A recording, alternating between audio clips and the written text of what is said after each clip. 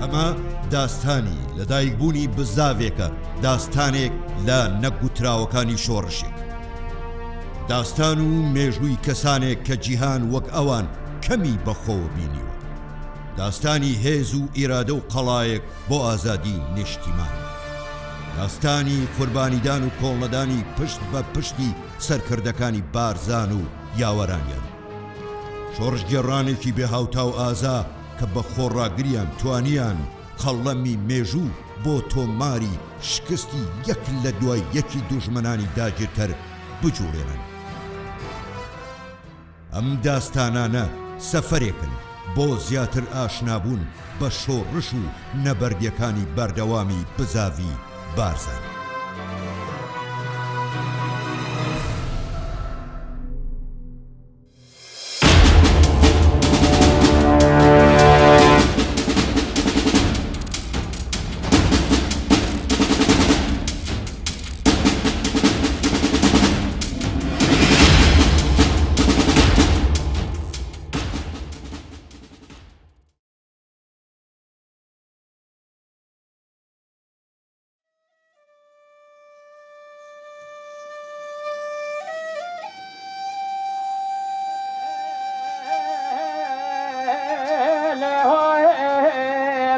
مصطفى زعيم بكل لايا أوصال صلاة سلسالة في روض شورشة بكل لا بسروكات يا ملا مصطفى بابيد اللخمانة صحة ساري بيد بيالا الباشرة بغدارة والخباشرين دبر بشتا خوراك يا خنزرة داست غير زيا لتمشتا ديكا لقريدا لقايشو بشكوش البرابيل البرخو كرينا داستكاز البرجيل البرشان يلو يو يو يو يو الحاكم بكم جينو ملابس دفاس دعيمي بكل لك تقفت وقال قال سروك وزير العرب على باب لقمان قوت السروك وزير العرب ونبي مزابك امبراينة يا كل العرب يا لا يا اقل الهي بساناك يا لا اقل نادى الحق ما في ما كل له اما الشر دعوان كدولة والعرب لو لو لو يو يو يو يو يو يو بەگەڕانەوەی مستەفا بارزانی لە تەمموزی ساڵی 1943 بۆ ناوچەی بارزان خەباتی چەکداری دژی داگیرکاری حکوومەت لە باشووری کوردستان و بە دیاریکراوی لە ناوچەی بارزان دەستی پێکرایەوە و دوای زنجیرەیەک شەڕ و پێکدادان با فەرماندەیی مستەفا بارزانی لە ماوەی نێوان ڕێکەوتی 2 تشرینی یەکەم تا 12 تشرینی دووەمی ساڵی 1943 تەواوی پۆلیسخانەکانی ناوچەی بارزان لەلایەن هێزەکانی شۆڕشەوە دەستیان بەسەردا گیرا و حکوومەت بە شێوەیەکی کردەیی دەسەڵاتی بەسەر ناوچەکەدا نەما.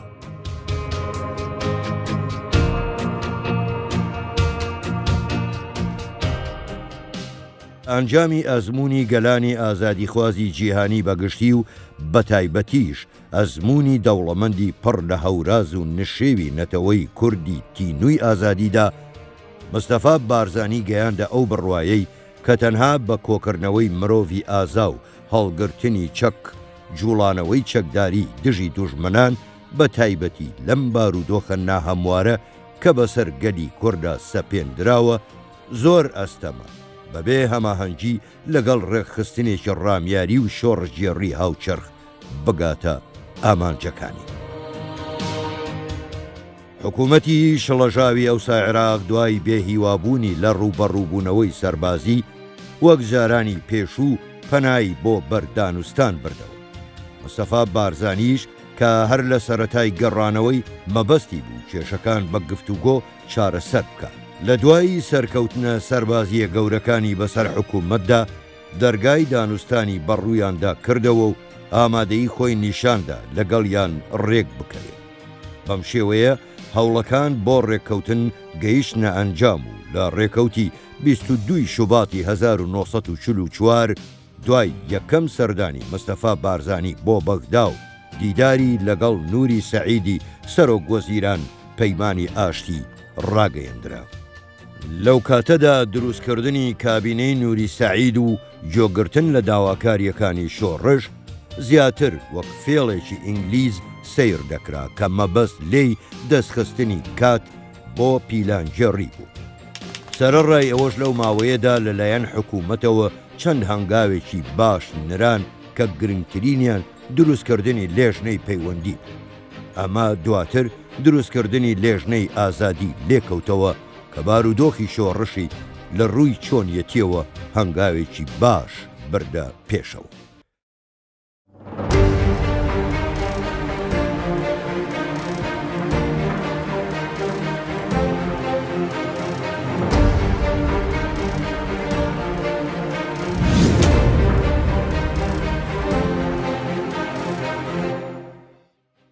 لە مانگی کانونی دووەمی ساڵی 1944 لەلایەن حکوومەتەوە ژمارەیەک ئەفسەر بۆ ناوچە جیاوازەکانی کوردستان دەستنیشان کران بۆ ئەوەی ببنە پردێکی پەیوەندی نێوان حکوومەت و ناوچە کوردیەکان.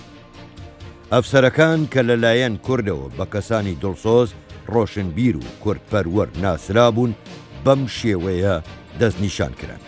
لیوا بەهاءەدین شێخ نووری بۆ سلەیمانی، نەقیب فواد عارف بۆ ناوچەی پشت دەر، عەقید ئەمین ڕەواندوزی بۆ ڕواندز، نەقیب مەجید عەلی بۆ ئامێدی، نەقیب میرحاج ئەحمەد بۆ ئاکرێ، نەقیب سەید عەزیز سەید عەبدوڵڵا بۆ مێرگەسۆر، ڕائید عیزەت عەبدولعەزیز بۆ بلێ و نەقیب مستەفا خۆشناو بۆ بارزان.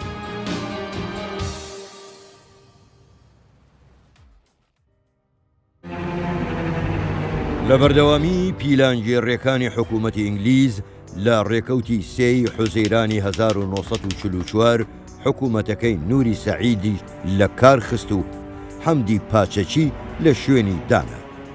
لە نێو وەزیرە کوردەکانیش ماجید مستەفا دانەنرایەوە و بڕیارێکیش دەرکرا تا ئەفسەرانی پەیوەندی بۆ سەربازگەکانیان لە سوپا بگەڕێنەوە سەربازگەکانیان و بەمە ئینگلیز ئامانجەکەی بۆ ئارامکردنەوەی کاتی بارودۆخی ناوچەی بارزان پێکا. ئەم هەڵوێستانە گومانی ناپاکی حکوومەتی لای سەرکردایەتی شۆڕش زیاد کرد کە تەواو لە مەرامی ئینگلیز و حکوومەت گەیشتن. بە بڕیاری مستەفا بارزانی و حیزبی هیوا، مستەفا خۆشناو و میرحاج ئەحمەد بە بیانووی 2 مانگ پشوو بۆ سەربازگەکانیان نەگەڕانەوە و بۆ ڕێکخستنی نێوماڵی کورد هەوڵیدا پەیوەندی لەگەڵ ڕێکخراوە سیاسیەکانی پارچەکانی تری کوردستان دروست بکات. بۆ ئەم مەبەستە عیزەت عەبدولعەزیز نێردرایە سووریا بۆ ئەوەی لەگەڵ کۆمەڵەی خۆی بوون ڕێک بکەوێت و مستەفا خۆشناو و میرحاج ئەحمەدیش نێردرانە مەهاباد تا لەگەڵ کۆمەڵەی ژیانەوەی کورد ژێ کاف پەیوەندی دروست بکەن. حکوومەت لە جوموجۆڵی ئەفسەرە کوردەکان کەوتە گومانەوە، بۆیە بڕیاریدا مستەفا خۆشناو و میرحاج ئەحمەد لە سوپا دەربکرێن و ڕادەستی دادگای سەربازی بکرێن.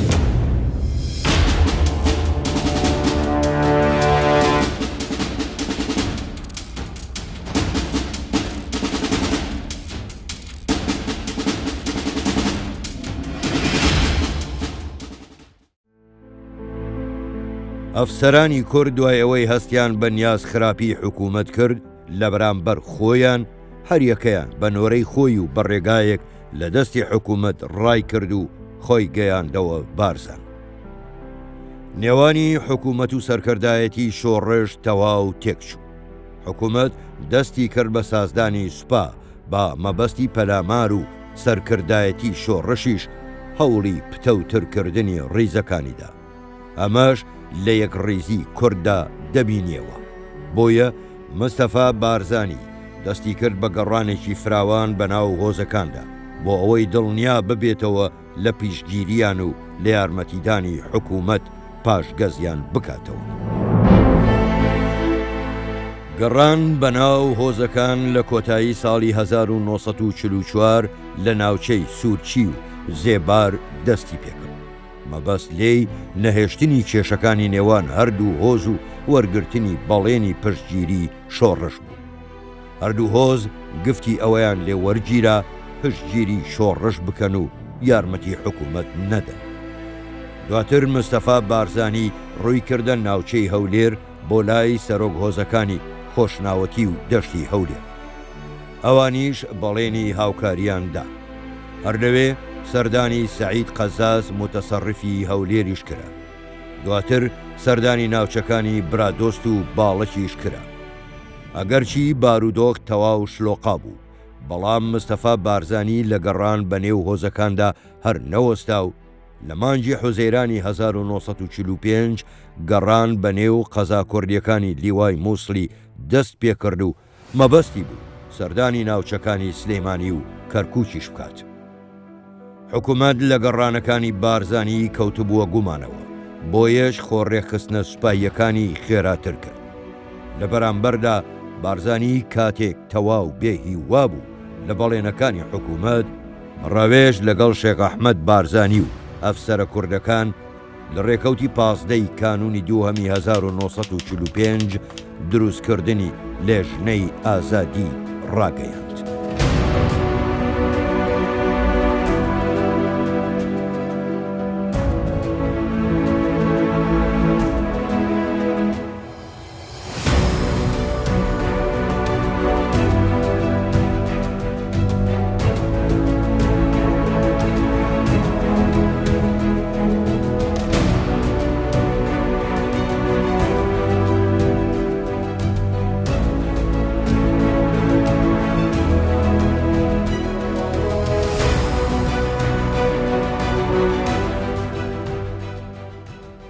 بارزانی با دروستکردنی لێژنەی ئازادی هەوڵیدا فۆرمێکی ڕێکخراوەیی بدات بە شۆڕش و بە ڕێگەی پەیوەندی سیاسی و دیپلۆماسیەوە شۆڕش گشتگیرتر و فراوانتر بکات. بە ڕێگەی گۆڕینەوەی نامە پەیوەندیەکان لەگەڵ حیزبی هیوا تۆکمەتر کران.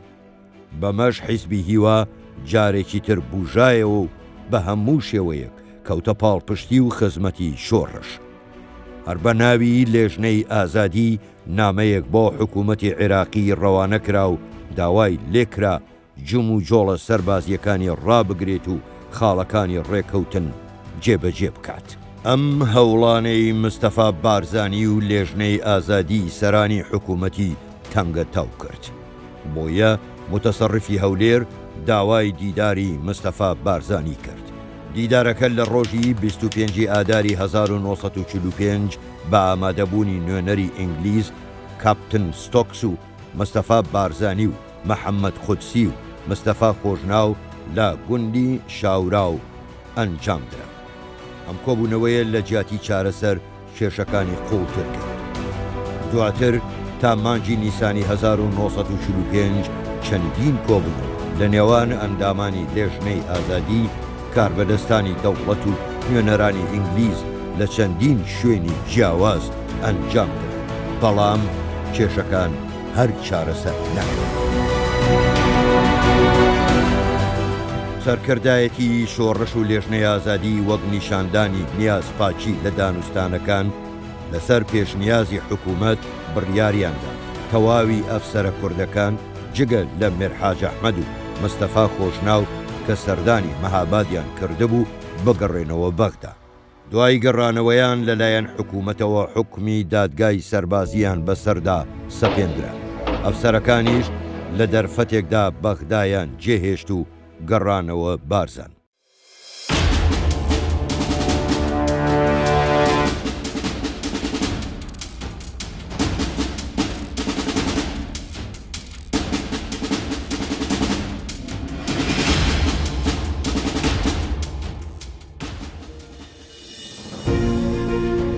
لەم قۆناغەدا پێویستی دەکرد بۆ وەستانەوە بەرامبەر دوژمنەکانیان دۆستایەتی یەکێک لە زلهێزەکان مسۆگەر بکەن. بۆیە مەلا مستەفای بارزانی هەوڵیدا پەیوەندی بە یەکێتی سۆڤیەتەوە بکات و داوای یارمەتی شۆڕشیان لێ بکات و لە ڕێکەوتی 5 ئایاری 1945 مامەند مەسیحی ناردە کوردستانی ئێران تا لەگەڵ نوێنەری یەکێتی سۆڤیەت کۆ ببێتەوە. لەوێ نوێنەری سۆڤیەت بانگهێشتی دیداری بارزانی کرا و دوای ڕەزامەندی مستەفا بارزانی و نوێنەری سۆڤیەت لە بارزان دیدارێکیان ئەنجامدا. لەو دیدارەدا نوێنەری سۆڤیەت بەڵێنی یارمەتی شۆڕشیدا. بڕیاردرا یارمەتیەکان بە ڕێگەی ژێکافەوە بگەێنرێنە دەست شۆڕش. دواتر بارزانی خۆی چووە خنێرە و لەگەڵ جەنەڕاڵ سیاماندۆڤ کۆبووەوە و مستەفا خۆشناویشی ناردە مەهاباد بۆ دروستکردنی ئەماهەنگی هەردووکە. سەرکردایەتی شۆڕش لێژنەی ئازادی و حیزبی هیوا لە ڕووی سیاسی و ڕامیاریەوە لە ناوخۆی وڵات و دەرەوە بە ڕێگەی بڵاوکردنەوەی ڕاگەیەندرا و ناردنی نامە بۆ نوێنەرایەتی وڵاتان لە بەغدا و دەرەوە هەوڵیاندا دەنگی کورد و شۆڕش بە هەموو سوچێک بگەێنن و یارمەتیەکان بۆ شۆڕش فراوانتر بکەن. ئەمەش تا ئەو کات بۆ بزاوی شۆڕژێڕی لە باشووری کوردستان بە هەنگاوێکی نوێ دادەن. بەڵام مستەفا بارزانی ورد لە ئایندەی گۆڕانکاری و ڕووداوەکان گەیشتە بوو. چاک دەیزانی حکوومەت سوور نییە لەسەر بەجێهێنانی بەڵێنەکانی و بریتانیا لە دووبارەبوونەوەی هێرشەکان بۆ سەر بارزان پشتیوانی حکوومەت دەکات. بۆیە لە هەموو دانوستانەکە لەگەڵ بەرپرسانی عێراقی و هاوپەیمانەکانی جەختی لەوە دەکەن کە هەوڵی مسۆگەرکردنی بەرژەوەندیەکانی نیشتیمان ئەدات و دووبارەبوونەوەی شەڕ لە بەرژەوەندی حکوومەت و هاوپەیمانەکانیان کە دەوڵەتی بریتانیا و هەندێک لە سەرۆک خێڵەکانیان بوون نییە. بەڵام باری نەشەڕ نەئاشتی باڵی بە سەر پەیوەندیەکانی هەردوو لا کێشاو. لە بەرامبەردا هەوڵەکان بۆ ڕێکەوتن لەگەڵ حکوومەت و نوێنەرانی بریتانیا هیچ ئاسۆیەکیان لێ بەدی نەدەکرێت.